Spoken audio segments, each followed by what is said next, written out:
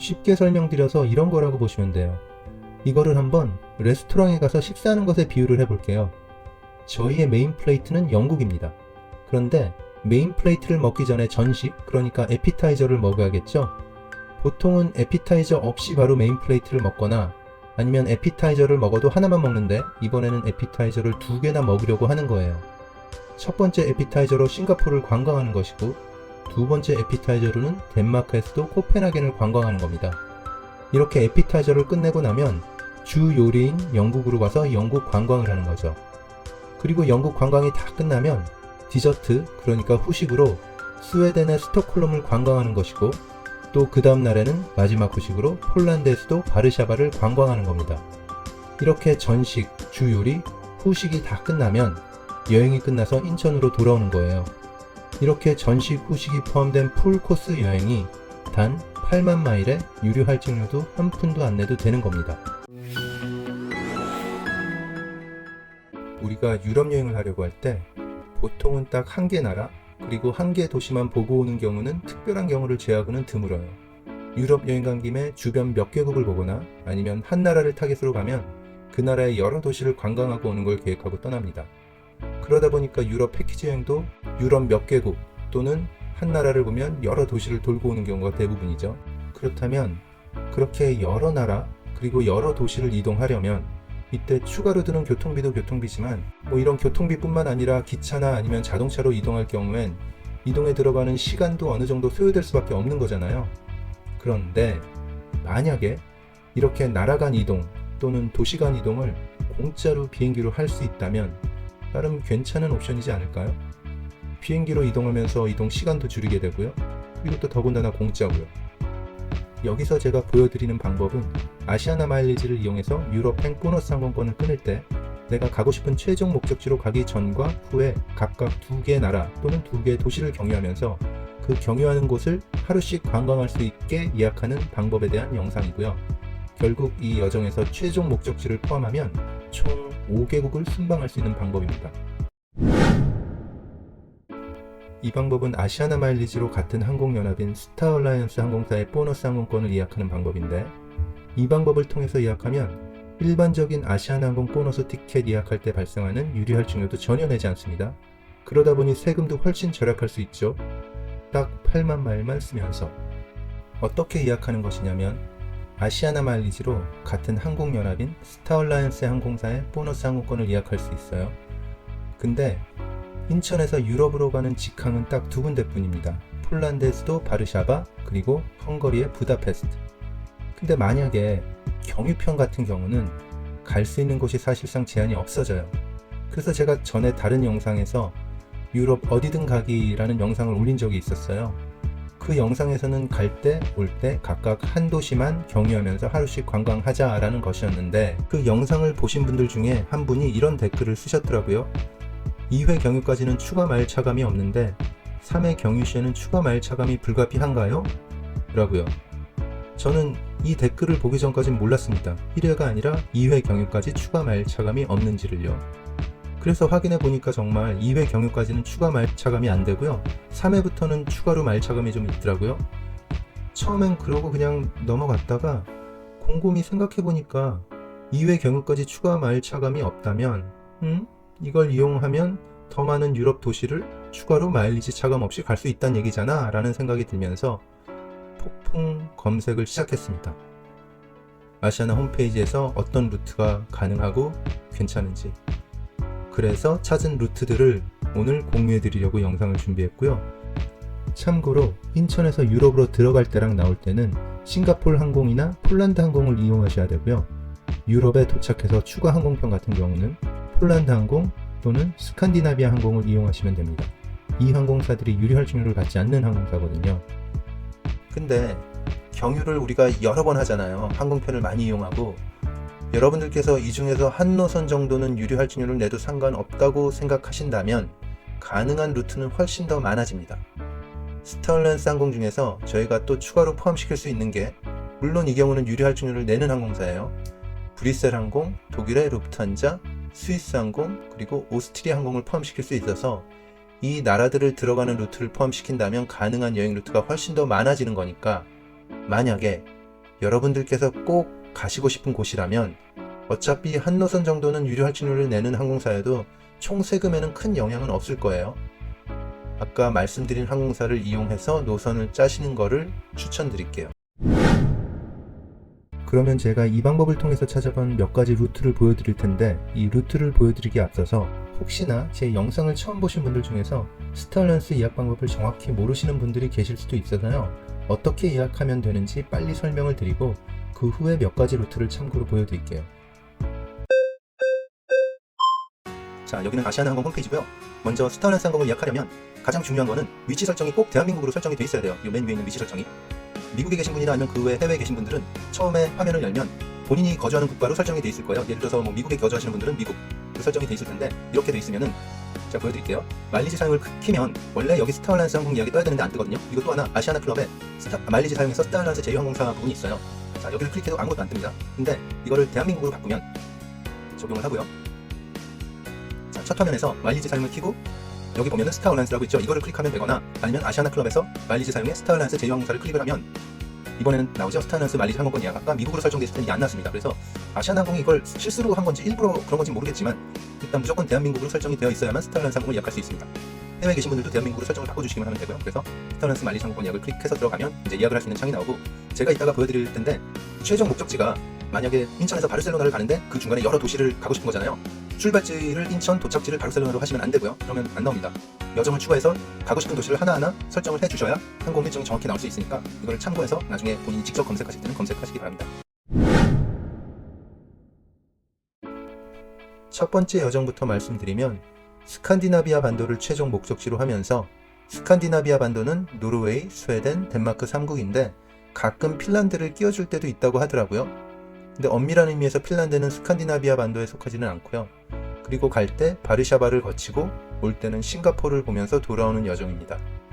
인천에서 출발해서 바르샤바에 도착하고 다음날 노르웨이 오슬로로 출발하기 전까지 23시간 이상이 주어지고요. 하루 관광하긴 충분한 시간이죠. 그리고 다음날 노르웨이의 오슬로로 떠나고요. 오슬로에서도 하루 정도의 시간이 충분히 주어지고요. 그리고 그 다음날에는 스웨덴의 스톡홀름으로 오후 5시 50분에 출발하는 일정입니다. 이렇게 해서 인천 출발, 바르샤바 하루 관광, 오슬로도 하루 관광, 그리고 최종 목적지인 스톡홀름에 도착해서 여러분들께서 원하시는 일정을 소화하시는 거고요. 이 편도 구간이 총 4만 마일 차감되고 세금은 고작 6만 2천 원만 내시면 되는 거예요. 그리고 돌아오는 일정은 제가 핀란드의 헬싱키에서 시작하는 일정으로 잡았어요. 그러니까 여러분들께서 만약에 이 루트대로 여행을 하시려면 스톡홀름에서 헬싱키는 따로 가셔야 됩니다. 제가 대충 알아보니까 그렇게 비행기를 타고 가도 그렇게 비싸지 않아요. 편도임에도 불구하고. 이건 여러분들께서 원하시면 하셔도 되고, 원하지 않으시면 그냥 스톡홀름에서 출발하는 걸로 짜셔도 되는 거고요. 그래서 돌아오는 구간을 보면 제일 먼저 헬싱키에서 출발해서 덴마크 코펜하겐으로 들어가고요. 물론 이때도 24시간의 시간이 주어져서 하루를 다 관광하실 수 있는 거고요. 다음에는 코펜하겐에서 싱가포르로 가는 항공편을 이용해서 싱가포르로 가신 후에 싱가포르에서는 대략 반나절 정도 관광할 시간이 주어집니다. 여러분들께서 어떻게 일정을 짜냐에 따라서 싱가포르에서도 하루 종일 관광이 가능한 일정이 생길 수도 있으니까 그건 각자 원하시는 대로 일정을 짜시면 될 듯 하고요. 이때 돌아오는 구간은 똑같이 총 4만 마일에 세금은 57,200원이 되네요. 그래서 이 총 여정의 왕복 마일 차감은 8만 마일 차감, 그리고 세금은 11만 9,200원을 내면 되는 거고요. 이때 유류 할증료는 전혀 내지 않았습니다. 유류 할증료를 내지 않음에도 세금이 10만 원이 넘는 건 다른 게 아니라 공항을 여러 군데 이용했잖아요. 그래서 각 공항마다 세금을 내게 되면서 조금 쌓여서 10만 원이 살짝 넘은 거고요.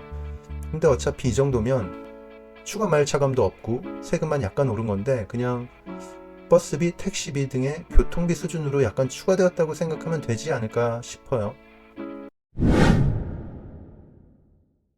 방금은 먼저 바르샤바로 들어가서 나올 때는 싱가포르로 들어오는 일정이었는데, 제가 루트를 짜다 보니까 싱가포르를 하루 종일 구경하고 싶으시다면 들어갈 때 싱가포르로 가는 일정이 좀 더 유리하더라고요. 그래서 두 번째 여정은 싱가포르를 통해서 유럽으로 들어가고 나올 때는 바르샤바를 통해 나오는 여정이고요. 스칸디나비아로 가는 중에 싱가포르 하루, 브뤼셀 하루, 그리고 스톡홀름으로 도착하는 여정입니다. 그리고 돌아올 때는 코펜하겐에서 출발해서 프라 하루 관광하고 그 다음에는 바르샤바로 가서 하루 관광하고 그 다음에 인천으로 돌아오는 여정이고요. 이때도 총 마일 차감은 8만 마일로 똑같고 세금은 16만 2,500원이네요.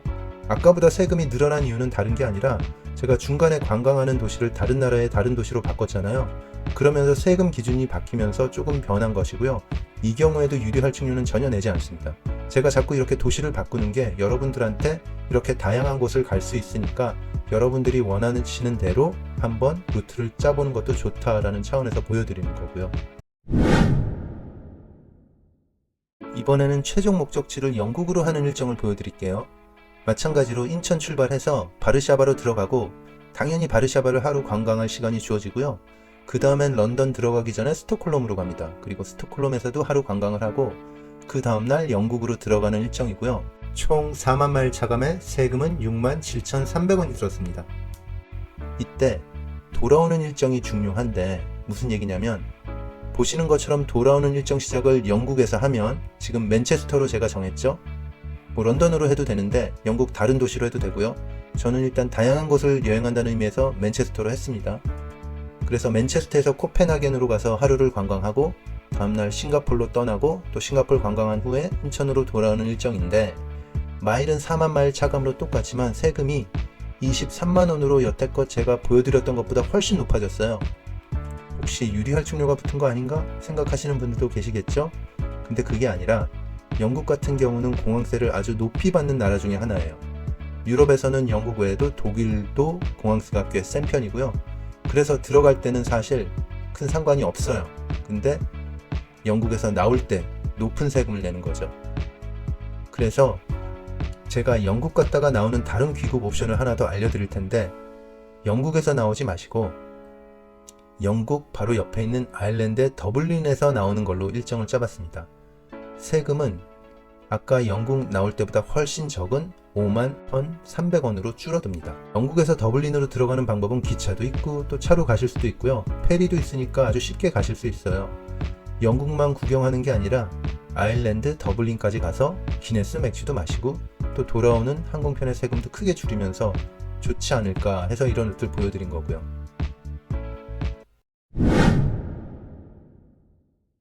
마지막으로 미주 지역에 계시는 분들께서 혹시 이 영상을 보고 계신다면 미주 지역에서 유럽으로 갈 때 아시아나 마일리지 차감은 8만 마일 차감이 아니라 5만 마일 차감이에요. 왕복 기준. 그래서 5만 마일로 방금 설명드린 여행을 하실 수 있습니다. 미국 동부에서 시작해도 5만 마일이고 서부에서 시작하셔도 딱 5만 마일이면 되고요. 여기 미국 동부에서 시작하는 일정을 먼저 말씀드리면 뉴욕에서 출발해서 스톡홀름으로 가서 하루 관광을 하고 스톡홀름에서 코펜하겐으로 가서 또 하루 관광을 하시고요. 다음날 바르셀로나로 가서 관광을 하는 일정인데 이 같은 경우 편도로 2만 5천 마일 차감에 총 세금은 4만 200원이면 됩니다. 그리고 서부 일정 같은 경우는 샌프란시스코에서 출발해서 암스테르담으로 가서 하루 관광하고 그 다음날 코펜하겐으로 가서 또 하루 관광을 하시고요. 그 다음날에는 독일 슈투트가르트로 가는 일정인데 이 경우도 2만 5천 마일 차감이고요. 세금은 총 6만 8,100원이면 됩니다. 여러분들께서 혹시 정말로 이와 같은 레이오버를 극대로 활용한 여행을 마일리지로 예약하는 걸 계획하신다면 절대로 왕복으로 발권하지 마세요. 꼭 들어갈 때 나올 때 따로따로 해서 편도로 예약하세요. 여행하다 보면 불가피한 상황이 생길 수도 있거든요. 혹시나 왕복으로 발권했다가 어떤 불가피한 상황 때문에 여러분들께서 들어가는 노선 중에 한 노선을 놓쳐서 못 하시잖아요. 그러면 나머지 노선이 모두 취소가 됩니다. 나머지 들어갈 때 노선뿐만 아니라 돌아올 때 귀국 노선도 다 취소가 되면서 여러분의 귀국 항공편은 완전히 사라지게 됩니다. 근데 만약 이때 여러분들이 편도로 예약을 하셨으면 갈 때 중간에 하나를 놓쳐도 가는 노선은 모두 사라져요. 그건 어쩔 수 없지만 귀국하는 노선은 모두 살아있기 때문에 타격 정도가 훨씬 적어지는 거죠. 아시아나 스타얼라이언스 보너스 항공편의 장점이 왕복이 아닌 편도 예약도 가능한 거거든요. 참고로 대한항공 스카이팀 같은 경우는 편도 예약은 되지 않고 무조건 왕복만 가능합니다. 이번에도 뜻하지 않게 영상이 좀 길어졌네요. 축하드립니다. 끝까지 들으셨습니다. 아시아나 마일리지를 절대 합병 전까지 기다리지 마시고 합병되기 전에 꼭 쓰시기를 바라고요. 혹시 영상이 도움이 되셨다고 생각되시면 좋아요 그리고 구독 신청 부탁드립니다. 감사합니다.